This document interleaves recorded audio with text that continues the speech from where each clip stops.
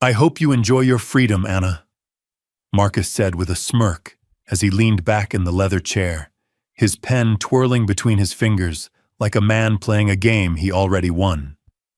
Anna sat still. Her fingers clenched so tight on her handbag that her knuckles turned white, but she said nothing. Not yet. The courtroom was quiet except for the slow ticking of the old wall clock and the scribbles of the clerk beside the judge. This was supposed to be just a formality. Sign, stamp, done. That's how Marcus, a Caucasian man, saw it. And from the look on his face, he thought he was already halfway to victory. What Marcus didn't know was he was seconds away from the fall of his life. 2 weeks ago, Anna, also Caucasian, found the lipstick, bright red. Not hers. It rolled out from under the passenger seat while she was cleaning Marcus's car. At first she froze. Then she blinked. Then her stomach dropped, but she said nothing. That same night, Marcus came home late, said he was working late with investors. Anna knew that wasn't true. Not because she followed him, not because she had proof, but because after 12 years with the same man, you learn his tone. His lies have a rhythm, and she'd heard this one before. Back in the courtroom, Marcus let out a soft laugh. Sign it, Anna. Don't make this harder than it needs to be. The judge, a Caucasian woman with silver streaks in her hair and fire in her eyes, watched the exchange silently. Her name tag read, Honorable Ruth Daniels. Anna picked up the pen. Her fingers shook, but her eyes didn't leave Marcus's. She signed. He grabbed the paper, added his signature with a dramatic flourish, and slid it back across the table with a cocky grin. Finally, he muttered, like a man who just broke out of prison. Marcus thought this was the beginning of his freedom.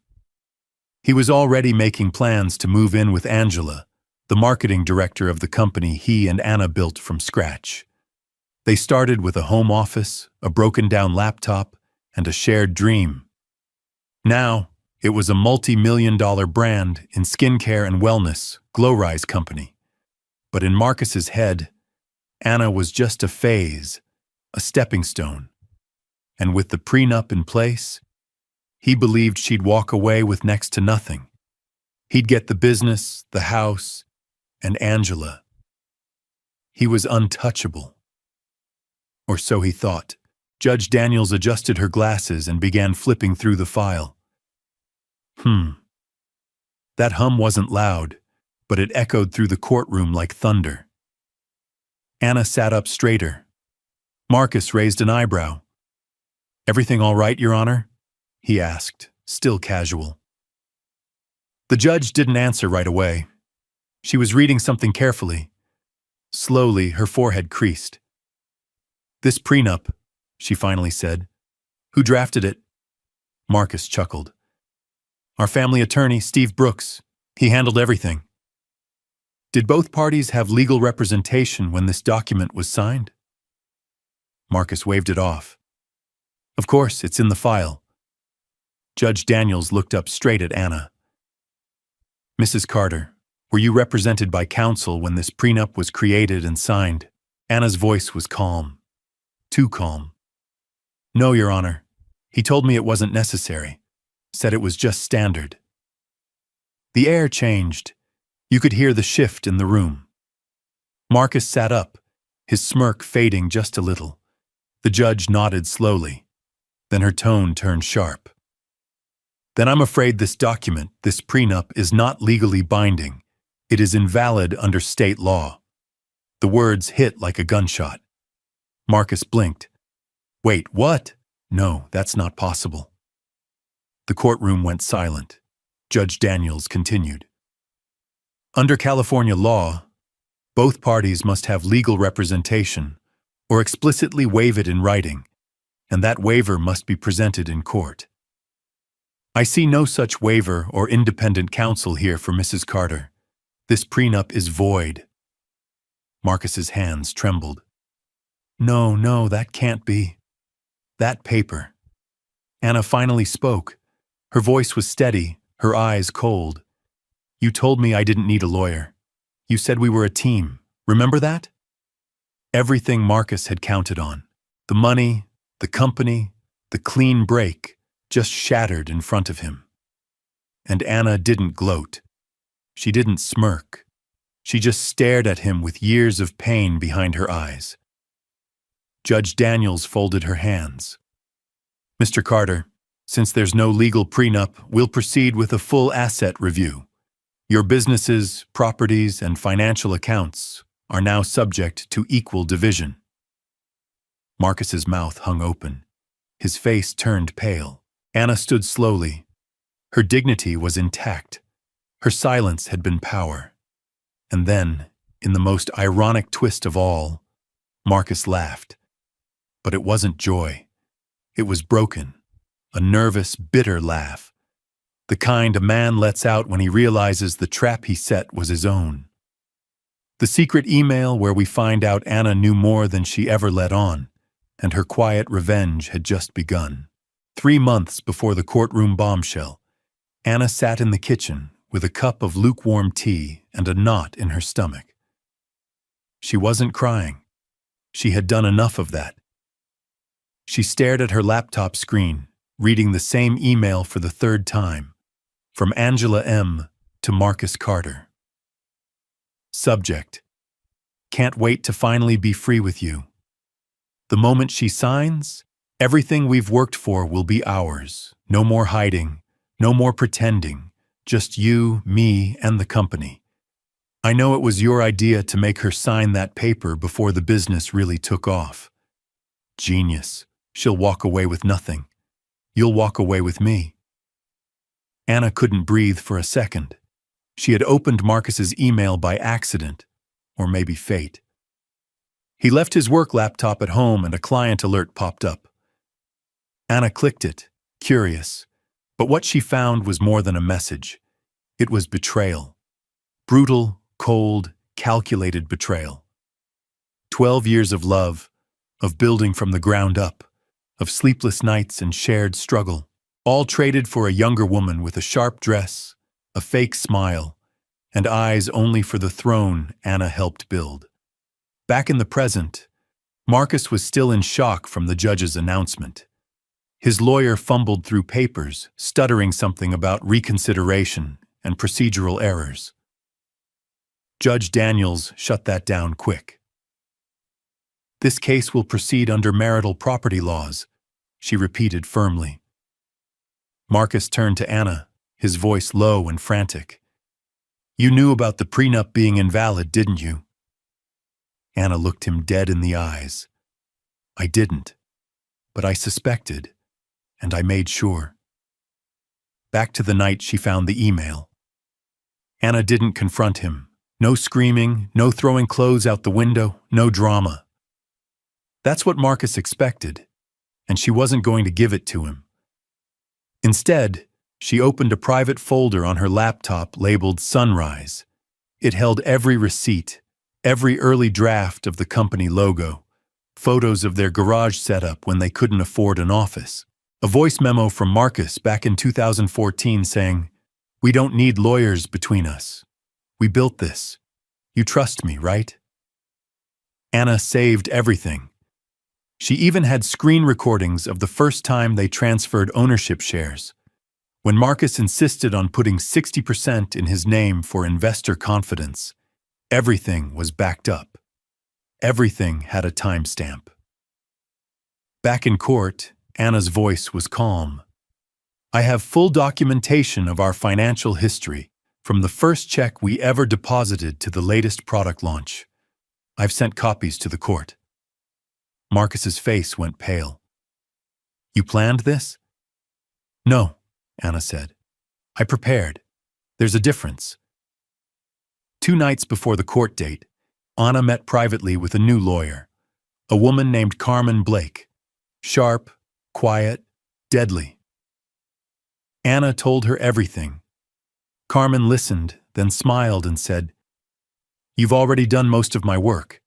Now let's finish this. Marcus looked around the courtroom like he was drowning. Angela wasn't here. Of course not.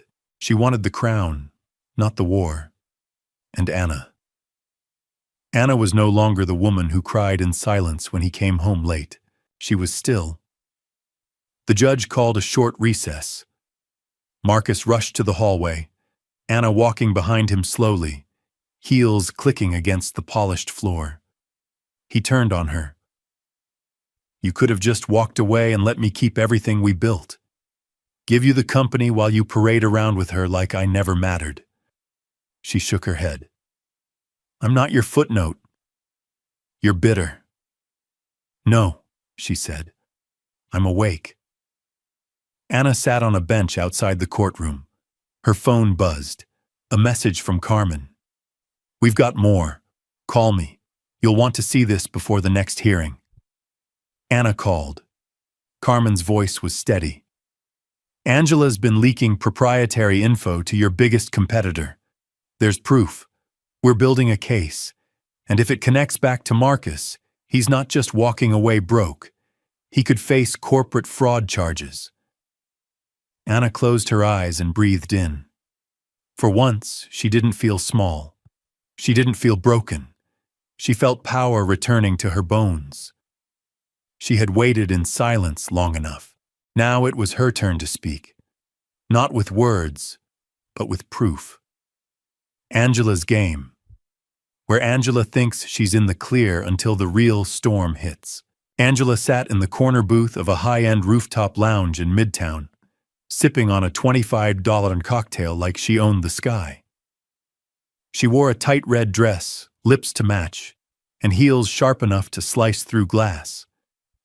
To the world, she was Angela Moore, the woman behind the stunning growth of Glow-Rise Company's marketing. But behind closed doors, she was more than that. She was the reason Marcus came home late, the whisper behind every decision, the other woman who was ready to be the woman. And tonight, she was celebrating. To her, Anna was already gone, out of the picture, out of the company, out of Marcus's life. Angela thought she had played her game like a queen. She didn't know the chessboard was burning beneath her. 2 hours earlier, Carmen sent Anna a secure email containing a PDF with a subject line that read, "Confidential data leak evidence from Angela Moore's account." Anna clicked the file, her jaw clenched. Emails, bank records, encrypted messages between Angela and one of their biggest skincare competitors, True Glow Incorporated. Every single piece pointed to something ugly. Angela had been leaking company secrets, formulas, marketing strategies, launch dates, vendor deals, everything. In exchange, a guaranteed executive seat if Anna was out of the picture and Glow-Rise Company lost enough value to become ripe for takeover. And she wasn't just doing this for herself. Angela and Marcus had talked about merging with True Glow. After the divorce was finalized 3 weeks ago, Angela sat on Marcus's lap in his penthouse office, laughing. "I still can't believe she didn't get a lawyer. You're a genius, babe." Marcus chuckled, kissing her neck. "She trusts me. That's her weakness."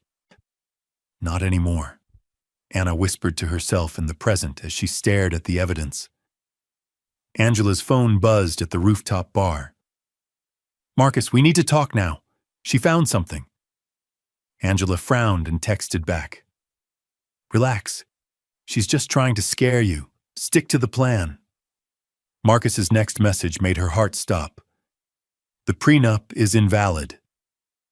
Angela dropped her glass. It shattered on the floor, drawing stares. "Ma'am, are you all right?" a waiter asked. She waved him off, her heart racing. The game was changing, and not in her favor. Meanwhile, Carmen had already filed a motion to freeze Glow-Rise Company assets until the investigation into the leak was complete. Anna hadn't said a word to the press. No public drama, no Instagram quotes, no "he cheated on me" rants. She moved in silence, but with purpose. She let the facts speak, and the facts were loud. Angela rushed to Marcus's place that night. "What do you mean the prenup's not valid?" she snapped, barging into the condo. Marcus looked like hell.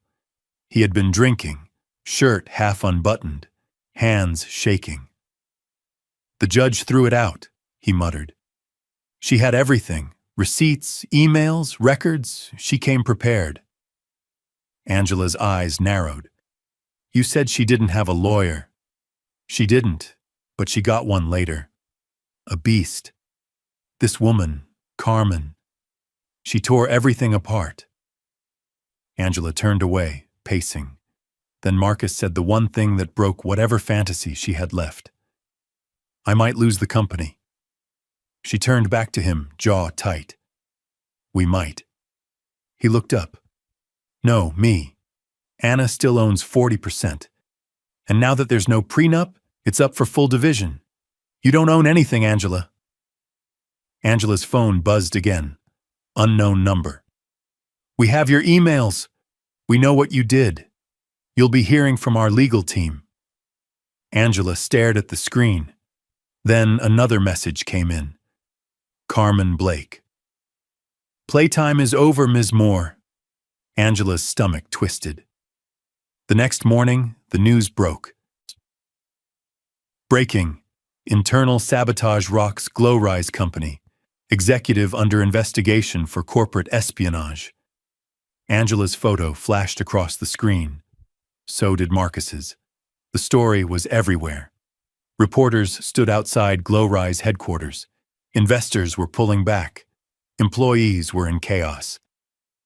Anna, she was at home in her small kitchen, barefoot in an old hoodie, holding her coffee with both hands.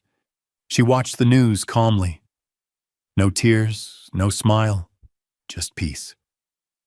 The storm had arrived, and she wasn't in it. Angela was called in for questioning. Marcus's assets were now under review. Anna had full legal control over her 40%, and with Angela's scandal dragging Marcus into the mud, the court was leaning heavily in Anna's favor. That evening, Anna met Carmen in a quiet cafe. "Are we ready for the next move?" Anna asked. Carmen nodded. "By the time we're done, you'll have more than half the company, and they'll both be out legally, publicly, forever." Anna stirred her tea. "I don't want revenge," she whispered. "I want what I built, what I earned, and I want peace." Carmen smiled. "Then let's take it back." The takeover begins, where Anna makes her boldest move yet, one that shakes the entire city. The morning air was heavy with headlines. CEO's dirty secrets exposed. Glow-Rise faces boardroom crisis. Angela Moore named in espionage scandal. Ex-wife of CEO emerges as quiet power player. Anna walked through the lobby of Glow-Rise Company, wearing a black fitted suit and low heels. Her hair was pinned back. No earrings, no flash, just fire in her eyes and strength in every step. The same security guard who used to nod and smile at her now stood stiff. Miss Carter, should I call someone?" "No," Anna said with a soft smile. "I know where I'm going."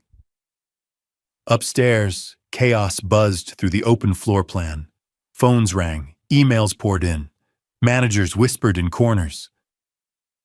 The entire building felt off balance because the woman they thought was out of the picture was back.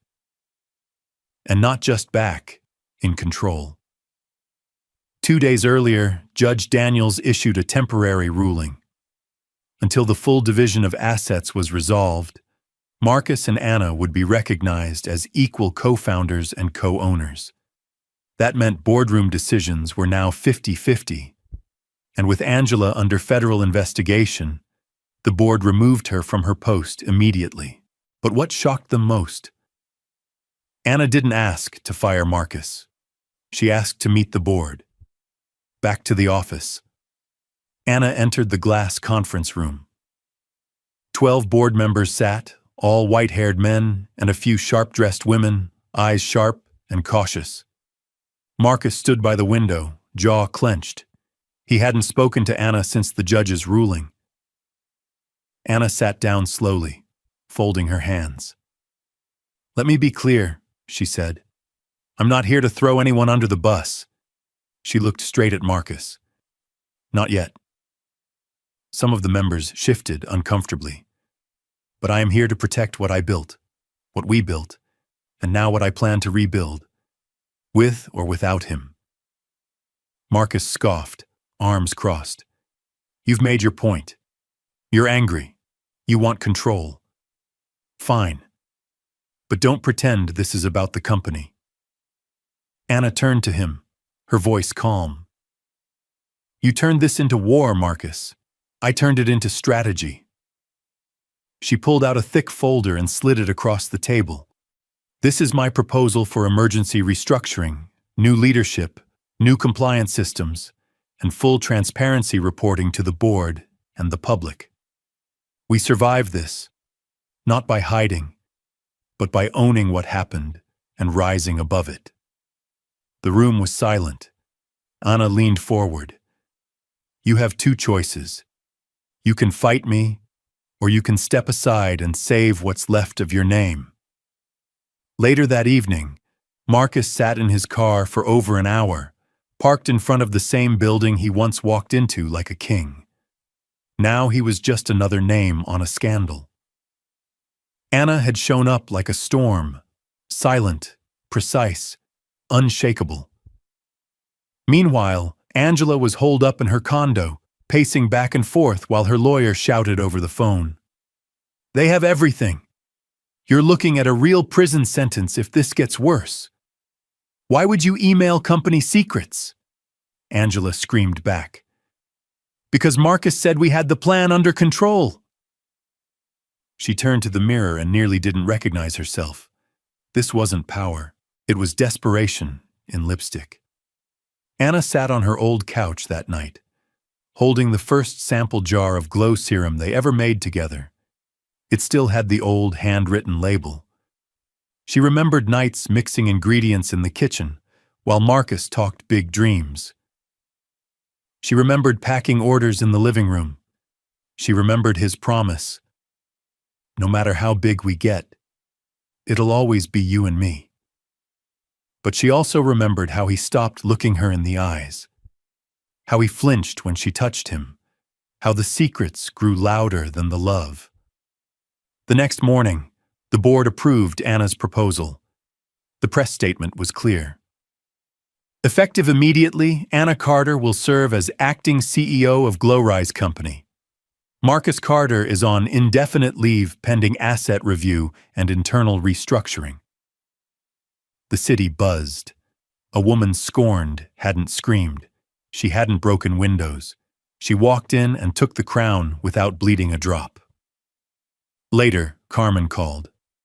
"It's not over yet," she said. "I know," Anna replied, "but it's starting to feel like justice." "What about Marcus?" Carmen asked. "Do you want him buried?" Anna sighed. "I want him forgotten." That night, Anna opened an old notebook. Inside were scribbled ideas, dreams she'd written when the company first started. Ones Marcus told her were too soft or too emotional. Now she was CEO. Now she could finally build her version of the dream. No more glass ceilings. No more second guessing. No more silence. She turned to a blank page, picked up a pen, and wrote 3 words. Chapter 1. Me. The Fall of a King, where Marcus realizes what it truly means to lose everything, including himself. Marcus sat alone on the edge of his California king bed. The sheets wrinkled and cold. The silence so loud it roared. No more morning coffee waiting on the counter. No more texts from Angela. No more smiling assistants opening doors for him with, "Good morning, Mr. Carter." Now there was just silence and the sound of everything falling apart. The media had turned on him like wolves. CEO accused of covering up espionage ties with lover. Glowrise co-founder Anna Carter named interim CEO amid scandal. Marcus Carter facing civil lawsuits following Prenup collapse. His emails were flooded. His investors were ghosting him. His lawyer had called that morning with a warning. Anna's legal team is pushing for full control of Glowrise. If the court sees you as a liability, especially tied to Angela, you'll lose everything. Marcus laughed bitterly. He already had. 5 weeks ago, he was on a yacht with Angela. Champagne in one hand, her waist in the other. They were planning the new empire. Glowrise would be his. Angela would be CEO of a new branch. Anna, she'd be gone, probably crying into her sister's lap, thinking about where it all went wrong. Only she didn't cry. She didn't beg. She didn't even scream. She built. And now she'd won. Back in his penthouse, Marcus stared at the blank TV. His phone lit up. It was a call from an unknown number. He answered with a dead voice.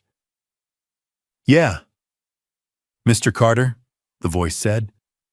"This is Special Investigator Karen Lowry. We're reaching out to schedule a time to speak regarding Angela Moore's involvement in corporate data theft. Your name came up multiple times." He closed his eyes. This wasn't just a fall. It was a free fall.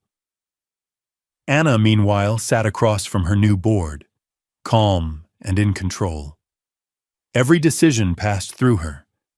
New ethics training, third-party security audits, staff wellness programs.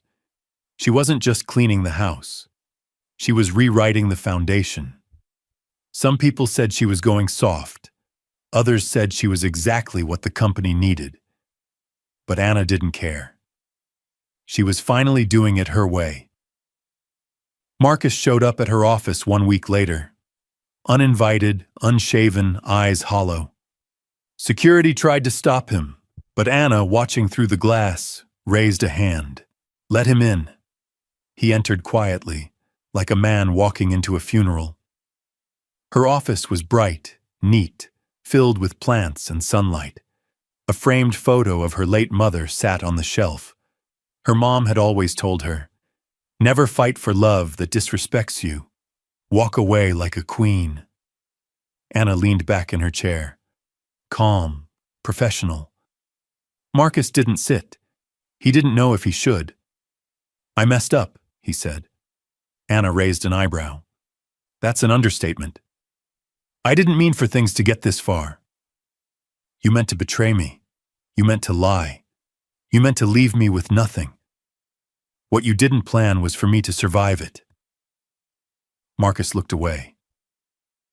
Angela flipped. "She said she'll drag me down with her if I don't clear her name." Anna nodded. "You picked her. Now face her." There was a long pause. Then he asked softly, "Do you hate me?" Anna looked at him for a while. "No, I just see you clearly now, and that's worse." Marcus walked out of that building with shoulders low, soul cracked.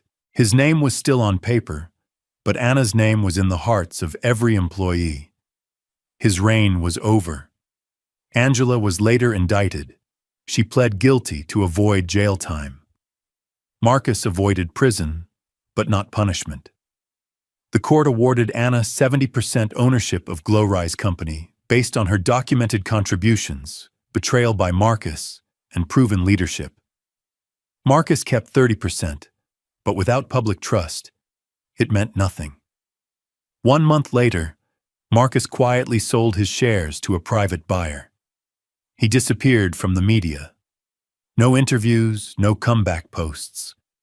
The man who once laughed during the divorce now faded into the shadows. And Anna, she didn't celebrate with champagne or flashy parties. She hosted a staff appreciation day instead.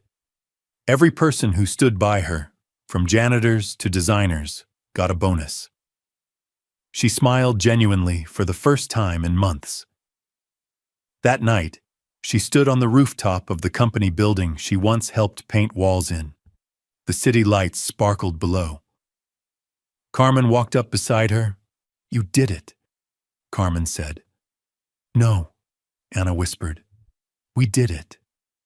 Carmen looked at her. "What's next?" Anna smiled. "I'll build something that no man can take from me again." Where Anna faces the ghosts of her past and builds a new legacy beyond survival. The sun rose over the city like a quiet promise. Anna stood barefoot on the balcony of her modest new condo. Not as big as the old house, but peaceful in a way that space and marble floors could never buy. She cradled a cup of warm ginger tea in her hands, her skin kissed by the golden morning light. It had been 4 months since the courtroom bombshell. 4 months since Marcus walked out of Glowrise Company, a broken man. 4 months since Angela's face was plastered across tabloids and then wiped off just as fast when her reputation burned to ash. Anna had survived. No, Anna had risen. But survival wasn't the end of the story. This was her rebirth. The city had started calling her the Phoenix CEO. An online article read, "Anna Carter didn't just rebuild. She redefined what corporate redemption looks like. From betrayal to boardroom power, her story is rewriting the rulebook on female resilience." Her inbox was flooded daily with speaking invitations, collaborations, mentorship requests, and she accepted a few. But most, she declined with quiet dignity. Anna wasn't interested in becoming a symbol. She wanted to become free. She'd spent the last few months repairing not just a business, but a heart. The heart she'd hidden behind "I'm fine" too many times. The heart she'd buried under "I trust him," even when her body told her something was wrong. The heart that had been shattered, not just by the betrayal, but by the silence she kept for years. That morning, as she dressed for the first official board meeting under her new leadership, she didn't pick the usual black suit. She chose white, a soft, flowy, powerful white pantsuit with gold accents. It wasn't just fashion, it was a statement. She was no longer fighting. She was glowing. Inside the boardroom, executives and advisors filled the space. Some had doubted her once, others had underestimated her, but today they stood when she walked in. Anna didn't speak right away. She looked around the room, breathing it in. Then she smiled gently and said, "I don't want applause. I want impact." Everyone sat up straighter. "I'm not here to be the woman who got her revenge. I'm here to be the woman who turns pain into purpose. Let's make Glowrise more than a brand. Let's make it a promise." She tapped her finger on the table. A promise that every woman who's been told she's too emotional, too soft, too slow knows that her strength is not in how loud she screams, but in how deeply she stands. The room was silent, but this time it was a silence filled with respect. Later that evening, Anna walked through the original warehouse where she and Marcus had once started Glowrise. The lights flickered above. The paint on the wall was peeling, but to Anna, it was sacred ground.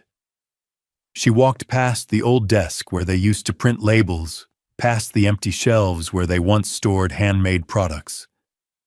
Then she stood in the center of the room, closed her eyes, and let the memories wash over her. She remembered staying up until 3 a.m. packing boxes. She remembered eating ramen noodles on the floor, laughing with Marcus about when we make it big.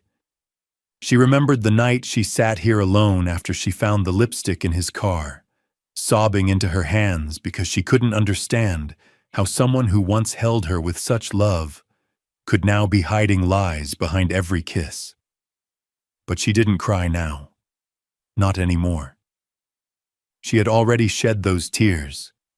Now she was planting something new. She picked up a marker from a dusty shelf and walked to the concrete wall near the back. There she wrote, "Bloom here," in big, bold letters. Underneath it, she added, "Elsie, because this was where it all began, and now it would begin again. The next day, Anna met with Carmen for lunch in a quiet cafe with wood tables and sun pouring in through the windows. Carmen raised a glass to rebirth. Anna clinked her glass gently, to rising without burning others.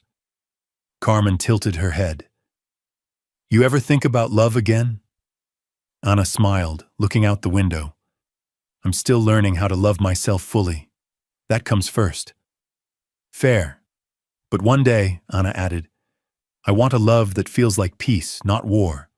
A love I don't have to fight to keep. Carmen nodded.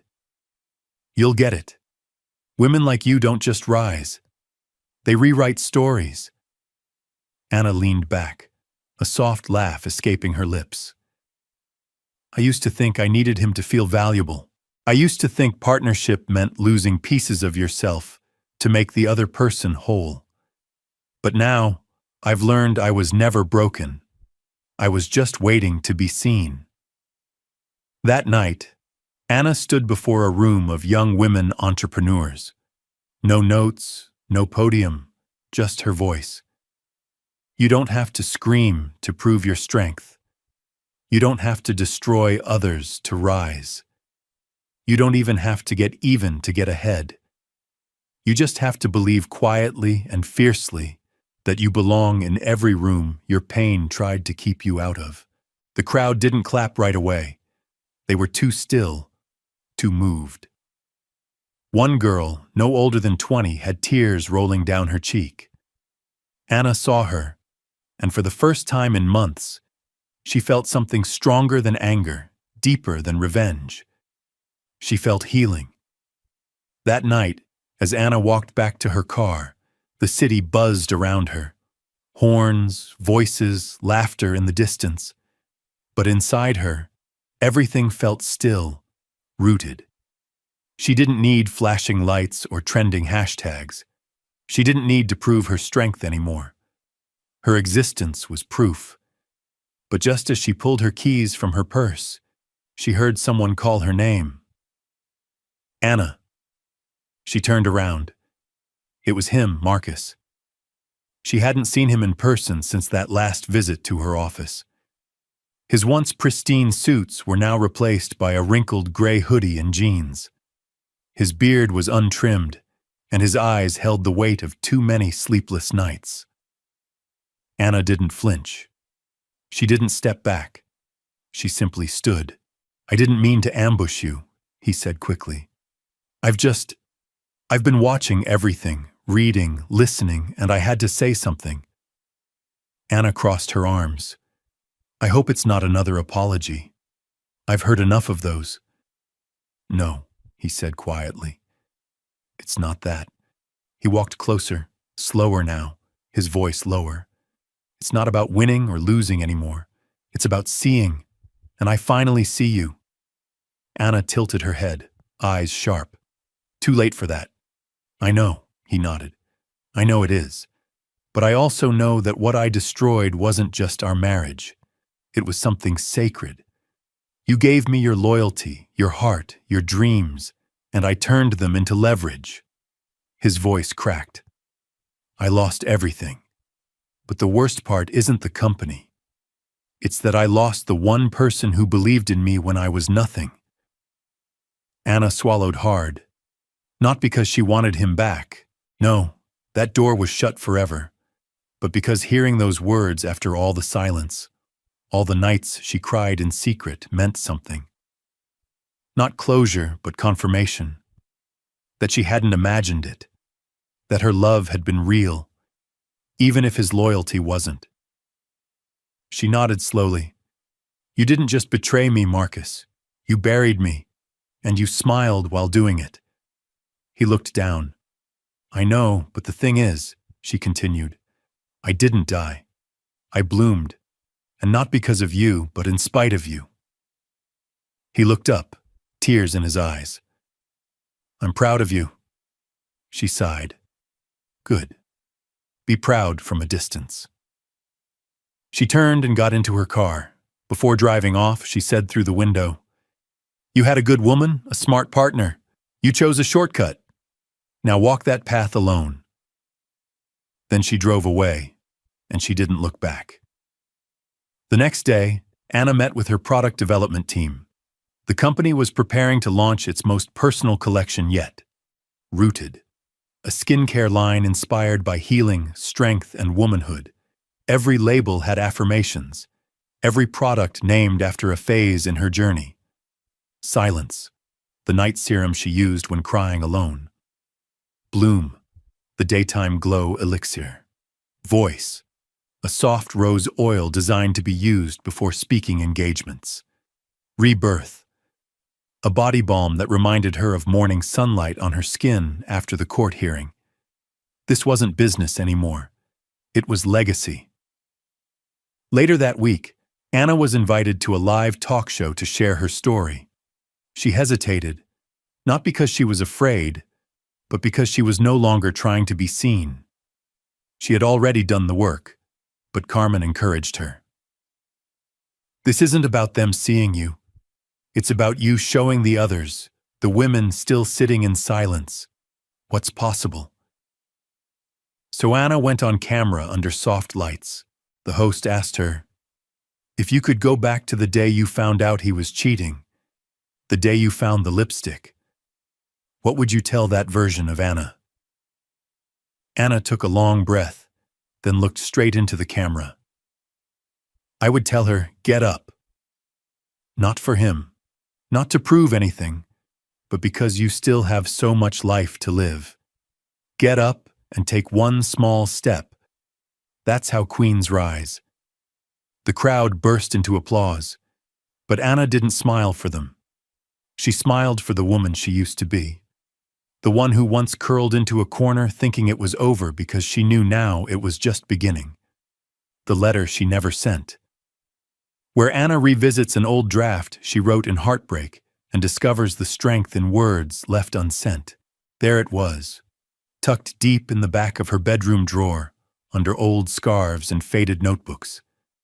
A plain white envelope, unsealed, the edges slightly curled with time. Anna stared at it for a long second, her fingers brushing over the handwriting on the front. To the man I once loved. She had written this letter the night before the final court hearing, when her heart was raw, her pillow wet, and her body trembling with emotions that had no words. Back then, she was broken but full of fire. She didn't send the letter. She didn't even finish reading it.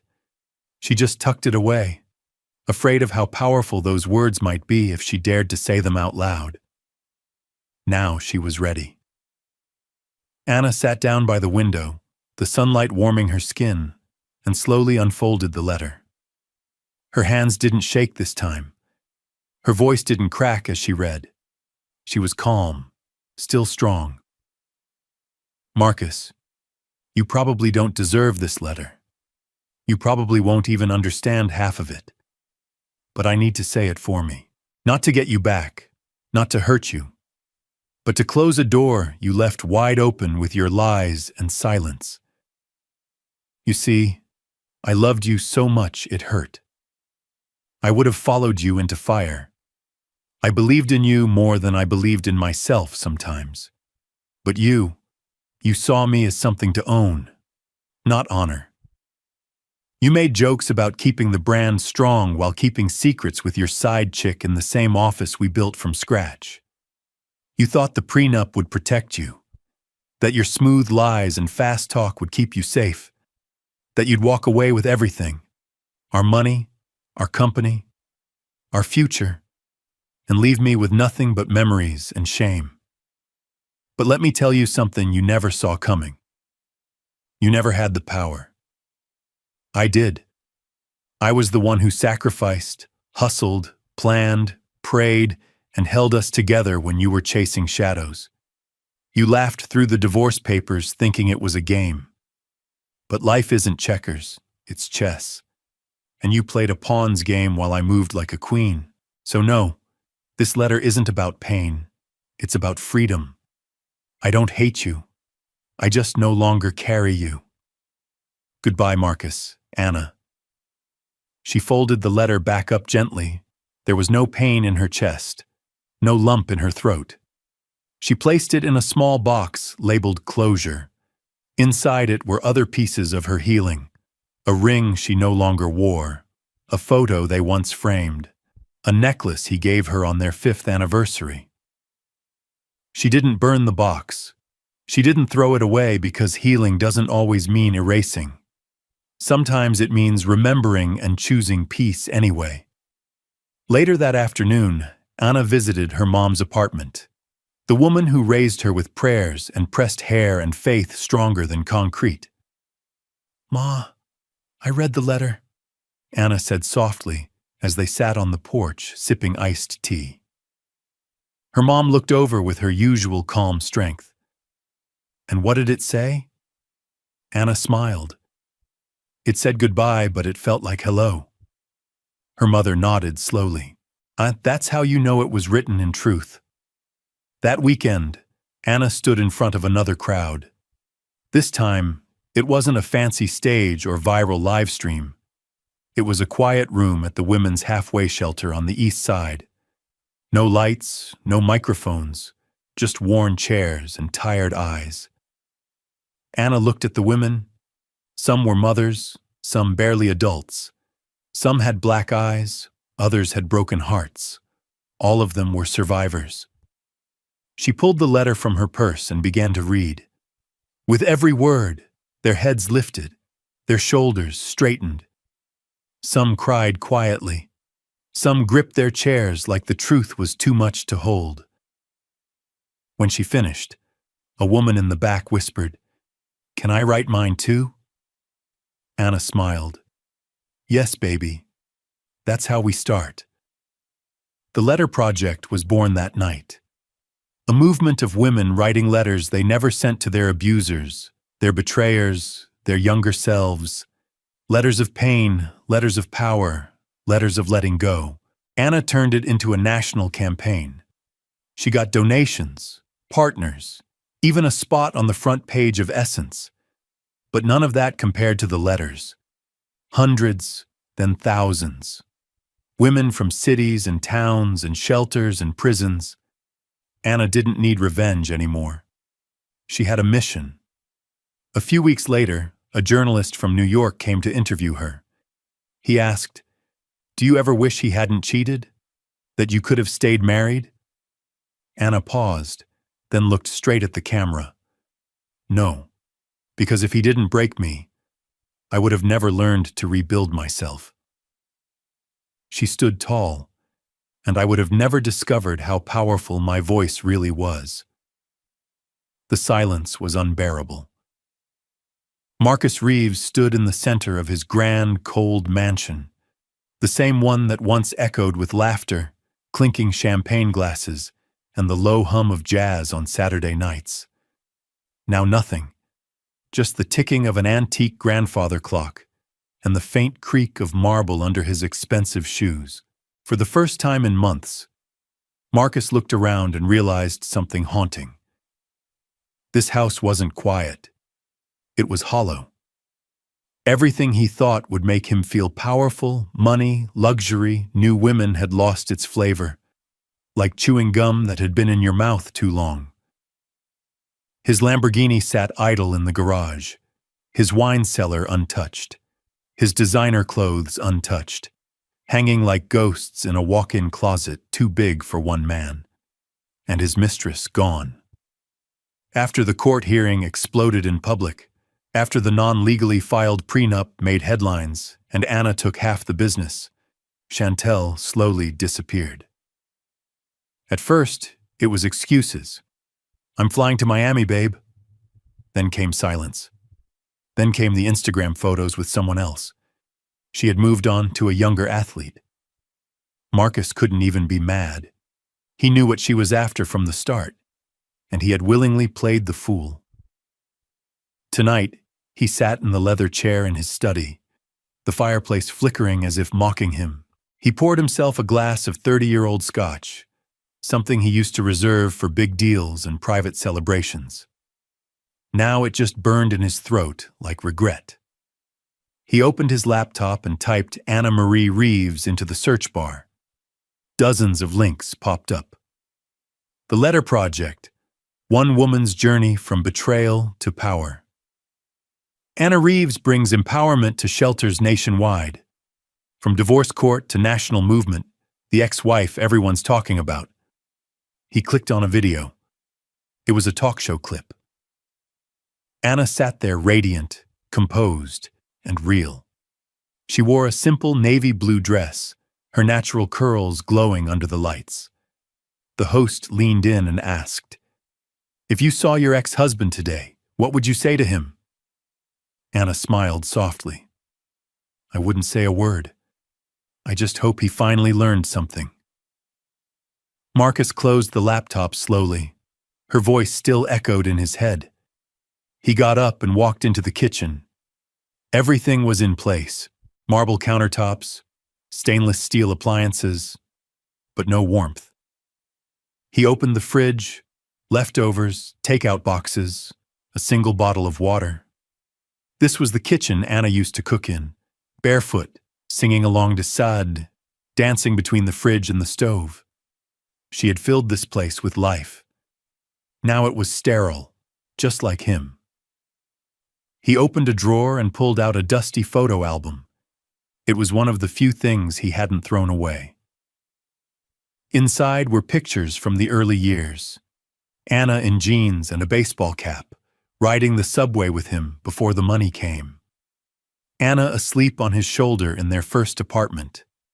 Anna holding the company's first client check with tears in her eyes. Back then, she had been his world. Now she was the world's voice, and he was a ghost in his own success story. His phone buzzed on the granite island. It was a call from his lawyer. He stared at it for a moment before picking up. "Marcus," the lawyer said, "we have another issue." Marcus sighed. "Of course we do. What now?" "There's a class action lawsuit being formed by ex-employees of Reeves and Rowe. They're citing toxic work environment and racial discrimination." Marcus's jaw tightened. "That's rubbish." "Maybe, but it's coming. And with Anna's public platform, you won't like the headlines." Click. Marcus ended the call and slammed the phone down. Everything was unraveling, not just the marriage, the legacy. He once thought he was untouchable. Now the empire was crumbling brick by brick, and every brick had Anna's initials carved into it. Later that night, Marcus walked into the master bedroom. He sat on the bed, still covered in high-thread Count Egyptian cotton, and stared at the painting on the wall. It used to be Anna's favorite, a Caucasian woman with her head held high, backlit by golden light. He hated that painting now, because he saw Anna in it every time he looked. Strong, untouched, rising. Suddenly, something inside him broke. Marcus Reeves, the once arrogant mogul who laughed through the divorce, who signed the papers like they were contracts for a new deal, wept. He cried not just because he lost Anna. He cried because he realized she was never the one who lost anything. He was. In the dim light of his room, Marcus whispered to the silence, "I didn't just lose you, Anna. I lost me." But no one answered. Just the cold air and the heavy silence of a house that was never truly a home. A shocking twist brings both Anna and Marcus back to the courtroom. This time, not for divorce, but for something that will test their growth, power, and past choices. The courtroom felt different this time. It wasn't about marriage anymore. It wasn't about love or the betrayal that followed it. This was about justice, about truth. Anna stood tall in a simple black pantsuit, her curls pinned up, her presence calm, but commanding. She had returned not as a wife, but as a witness, not as a victim, but as a warrior. At the plaintiff's table sat Darren Lewis, a former intern from Reeves and Rowe. Beside him were 5 others, Young professionals who once dreamed of success but were crushed by Marcus's cold, power-hungry leadership. They weren't suing for money. They were suing for dignity. And Anna was the reason this was even possible. Months after her divorce, emails began flooding her nonprofit inbox. "Miss Anna, I worked at Reeves and Rowe. They fired me when I spoke up. I was asked to change my name on my resume so I wouldn't sound too urban. They promised mentorship. I ended up filing papers and getting coffee." At first, she hesitated. She didn't want to fight him again.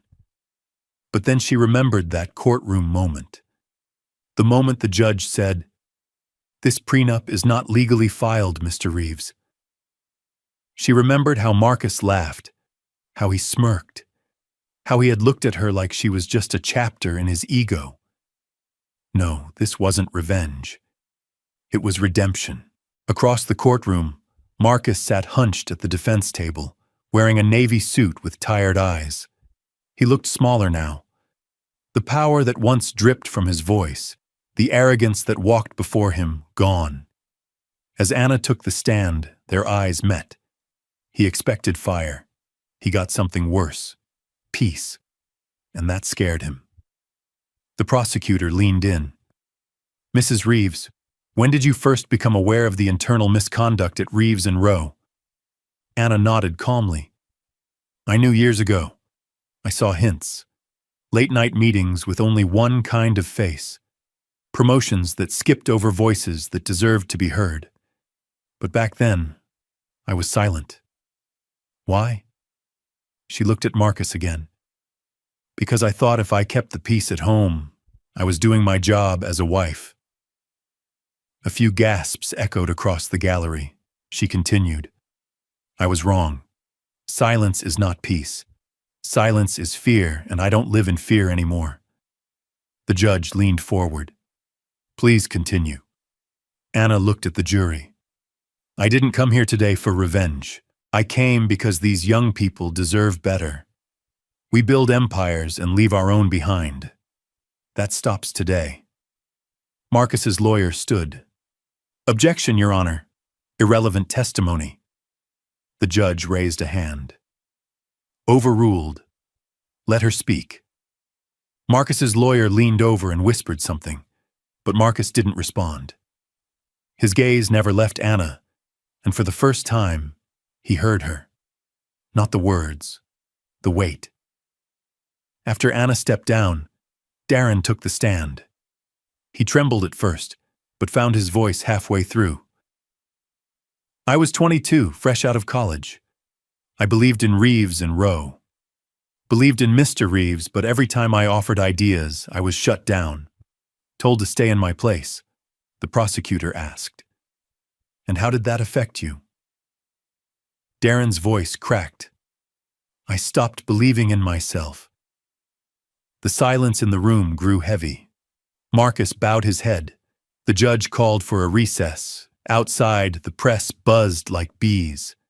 Anna walked past the cameras with grace, refusing interviews. Marcus stepped out a few minutes later, but no one came for him. No flashes, no microphones, only eyes. Eyes that once looked at him like a king, now looked at him like a lesson. Back inside, closing arguments began. Anna wasn't needed on the stand again. But as the jury was dismissed to deliberate, the judge asked if she had anything to say. She nodded, stepping forward one last time. "I forgave my husband when he betrayed me," she began, her voice steady.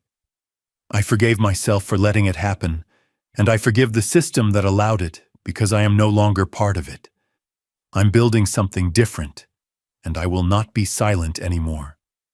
A standing ovation broke out, not from the crowd, but from the young plaintiffs. 2 days later, the verdict came in. Reeves and Rowe found guilty of systematic discrimination and professional negligence. $12.4 million to be split among 43 employees.